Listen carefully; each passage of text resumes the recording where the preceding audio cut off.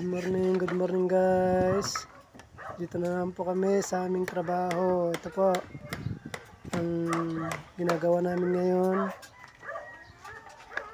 Pinapatuloy namin pormahan yung mga hindi pa nalagyan ng porma kahapon. Yan po. Konti na lang.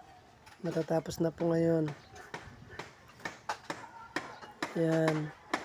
Konting-konti na lang po. Matatapos na. Bubuhusan na namin yan sa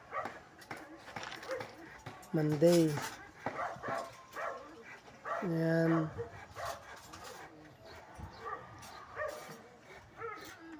Ayun na po.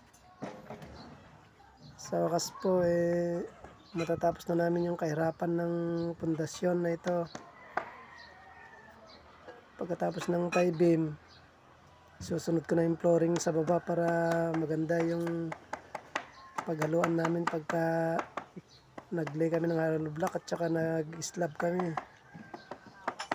Ayan guys. Ayan, sabay-sabay silang gumagawa ng forma para ma-prepare na lahat ngayon. Ayan. Oh, ayan na guys. Tapos na.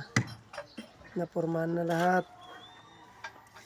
Ayan, pinapatabunan ko na yung mga gilid-gilid ng forma para walang lalabas na halo kapag binuwasan namin sa Monday. Ayan guys. Salamat at natapos din ang pagpoporma ng mga tie beam. Ayan guys. Pinapatabunan ko na para naka-prepare na lahat. Okay guys, bye-bye. Thank you for watching. God bless you all. Bye-bye.